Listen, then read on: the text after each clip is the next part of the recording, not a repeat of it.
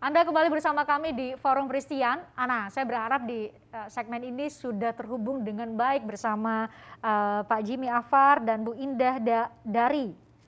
Pak Jimmy, Bu Indah, coba bisa ditampilkan. Nah, sudah bisa mendengar suara saya dengan baik Pak Jimmy ya?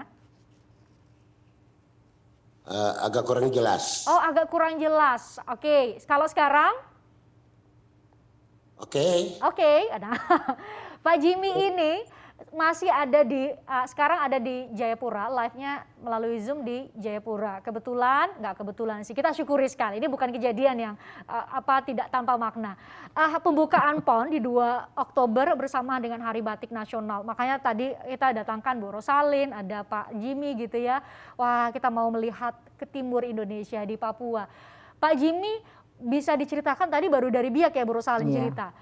Kalau Pak Jimmy sendiri saat ini memproduksi atau membuat batik atau menggambarkan kepada kami batik-batik yang di Papua itu apa saja? Jangan-jangan setiap suku ada motifnya nih. Ya, benar. Tiap-tiap suku ada motif-motifnya dan ada cerita-cerita filosofinya. Wah, luar biasa. Bisa cerita kepada kami misalnya? Misalnya batik Port Numbai, Kota Jayapura yang punya saya. Setiap motif, setiap suku, setiap kampung ada ceritanya. Kenapa batik saya harus dan spesialis saya adalah batik tulis, tidak batik print. Yang saya berikan kepada tamu-tamu saya, para pejabat atau siapapun customer saya adalah batik tulis yang dikerjakan oleh Mama Putri Papua, yang diajarkan dan diberikan pembelajaran bagaimana cara menghandmade-nya sehingga menjadi satu kain batik tulis.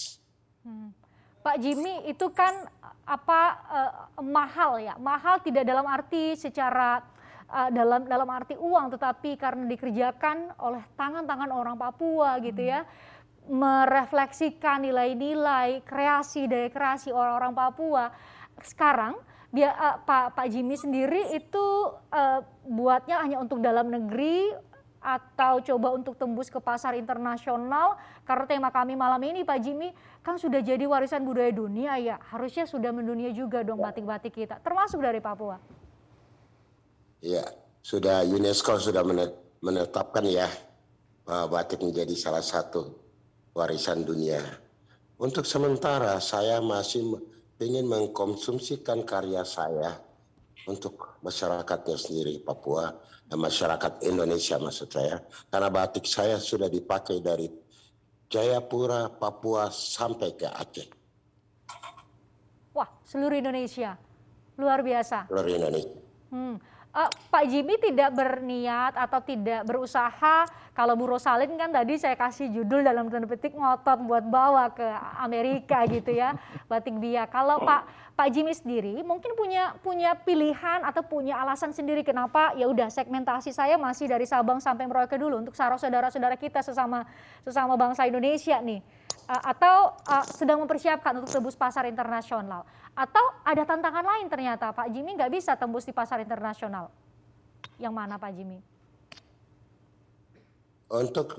Untuk sementara yang saya mikirkan bahwa ini saya mengeluarkan dengan modal pribadi saya.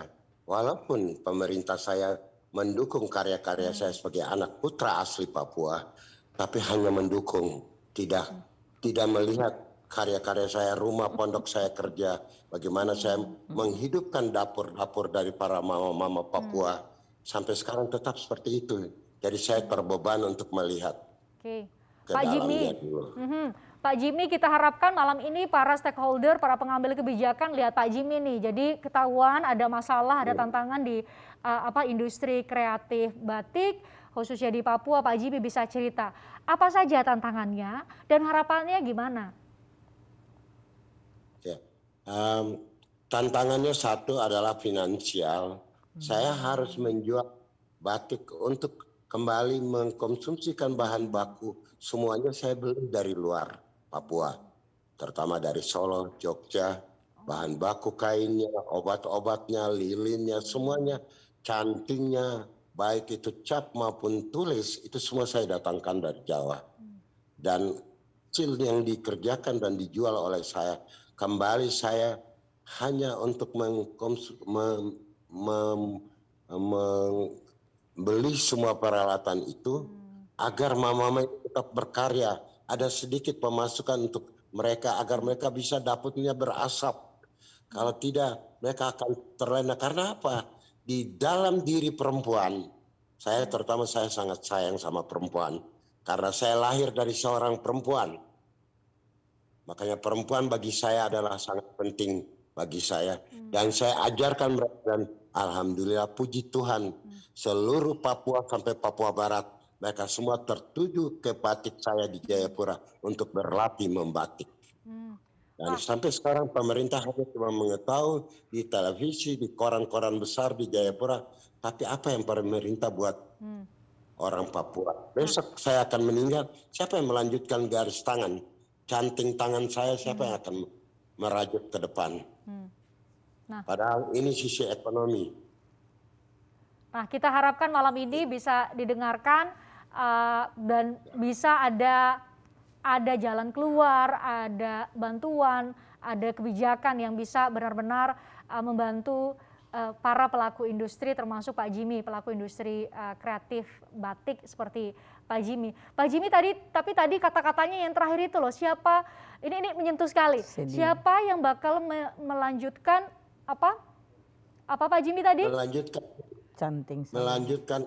saya ini setelah saya sudah dipanggil Tuhan. Ini kan turun-temurun. Ini kan kehidupan yang akan dilanjutkan oleh generasi milenial yang sekarang. Siapa lagi kalau bukan? Nah, kalau Pak Jimmy sendiri, di sekitar Pak Jimmy ada nggak anak-anak muda yang kira-kira tertarik untuk membatik, meneruskan belajar nilai-nilai filosofis, motif-motif khusus yang khas dari Papua? Di tempat saya di Jayapura masih para model-model putri-putri Indonesia, anak-anak pemuda dari gereja dan dari masjid, mereka belajar semua. Saya berikan, selalu membawakan ini di dalam, mereka diterima menjadi siswa atau mereka minta saya jadi pembicara. Saya selalu bilang, kenapa harus minta uang sama bapak dan ibu di rumah? Mari, foto ke saya, buang di dalam ini di HP, buang.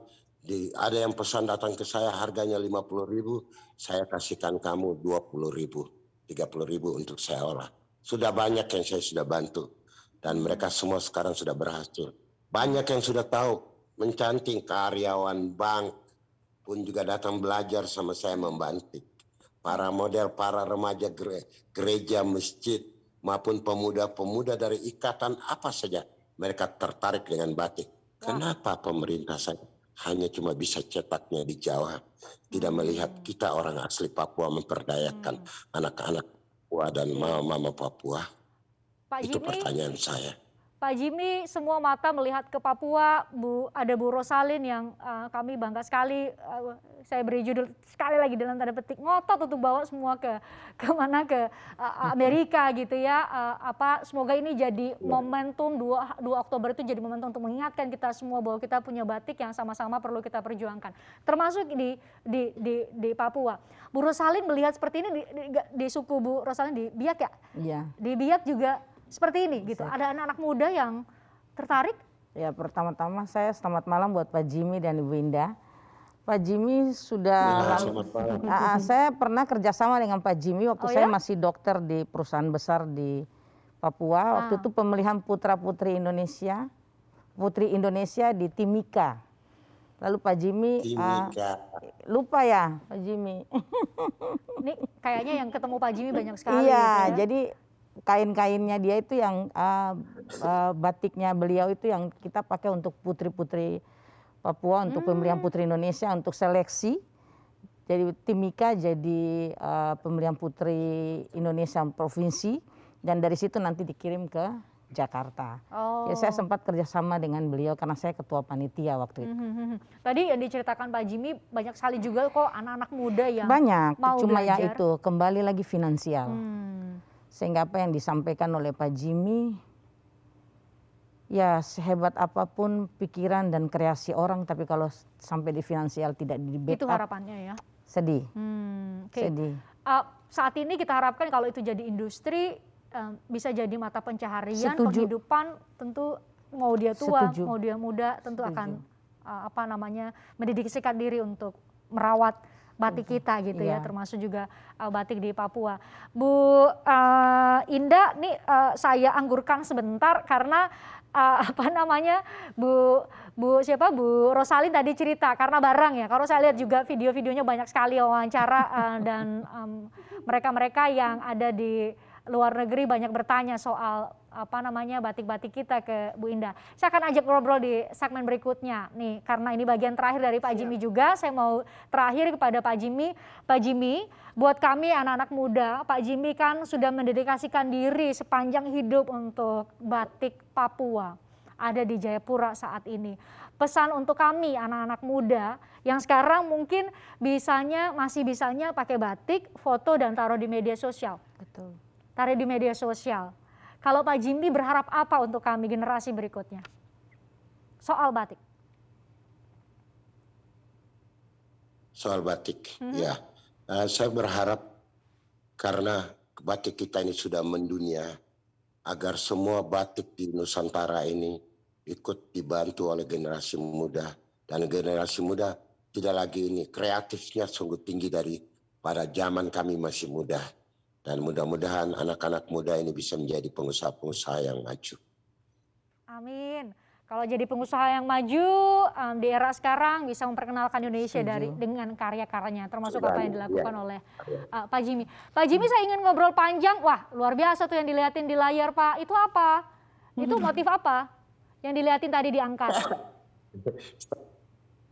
Ini motif dari suku Skau ada di Jayapura, ya. Waduh. Ada salah satu motif yang saya pakai ini yang pernah saya buatkan untuk Pak Presiden Jokowi dan Ibu Iriana sudah memakai batik Apa saya.